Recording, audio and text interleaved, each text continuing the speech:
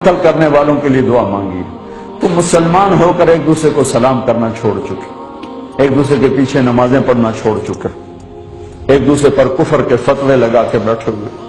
مجھے بتاؤ تم میرے نبی کے ساتھ کیا کر رہے؟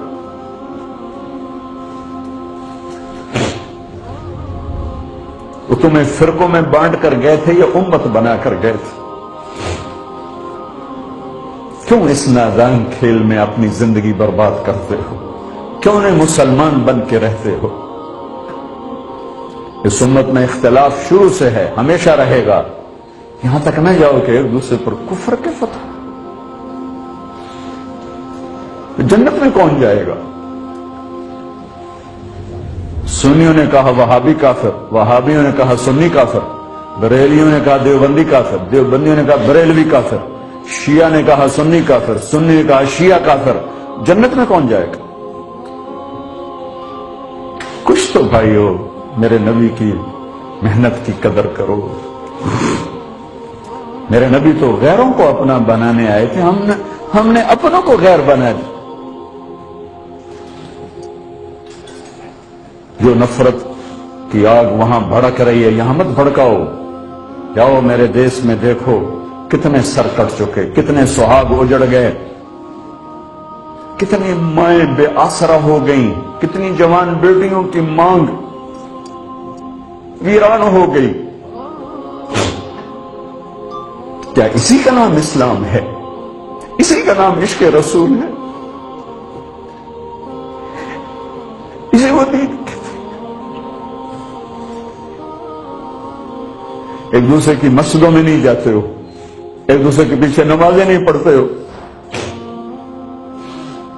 جنت کے ٹھیکیدار بن گئے ہو.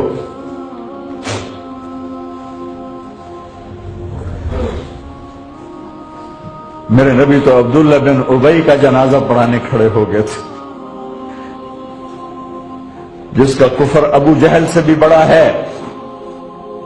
ابو جہل اوپر کی دوزخ میں ہے, عبداللہ بن ابی سب سے نیچے کی دوزخ میں ہے. ان کے بیٹے آئے, یا رسول اللہ میرا باپ مر گیا ہے, اپنا کرتا دے دیں گے, میں اس کو کفن دے دوں. ہم نے کہا لے لو. کرتا اتار کے دے دیا. اب کہتے بدبخت منافق, کب ہو جا. کہ یا رسول اللہ آپ جنازہ پڑھائیں گے؟ کہاں پڑھوں گا. باقی منافقوں کا تو کسی کو پتا نہیں تھا سوائے اللہ کے نبی کے, لیکن عبداللہ بن ابی کا منافق ہونا تو سب کو معلوم تھا. آپ جنازے کے لیے عمر سامنے آ گئے, یا رسول اللہ یہ کون ہے؟ تو مجھے پتا ہے کون ہے. تو آپ اس کا جنازہ کیوں پڑھا؟ کہ شاید اللہ معاف کر دے. کہ عمر پیچھے ہٹ جا, مجھے پتا ہے کو میرے اللہ نے کہا ہے تو ان کے لیے دعا کر یا نہ کر, میں معاف نہیں کروں گا. میں کرتا ہوں, شاید اللہ معاف کر دے. پھر فرمایا کہ میرے اللہ نے کہا اگر تو 70 دفعہ بھی ان کے لیے دعا کر تو میں معاف نہیں کروں گا. اگر میرا اللہ کہتا اے میرے محبوب اگر آپ 70 دفعہ اس کے لیے دعا کریں گے تو میں معاف کر دوں گا, تو میں اس کم بخت کا 70 دفعہ جنازہ پڑھا دیتا. مجھے بتاؤ تم کہاں سے یہ دین لے کر آئے ہو جس میں تم فرقوں میں بٹ گئے ہو, نفرتوں کی آگ تم نے لگا دی ہے. یہ کہاں سے اسلام آیا ہے؟ میں تمہیں اللہ اس کے رسول کا واسطہ دیتا ہوں. امت بن کے رہو, مسلم بن کے رہو. کوئی گنجائش نہیں, اپنے اپنے عقیدے پر پکے رہو, دوسرے کے لیے گنجائش رکھو. کیوں اس قدر ظلم و ستم ڈھائے ہوئے ہیں؟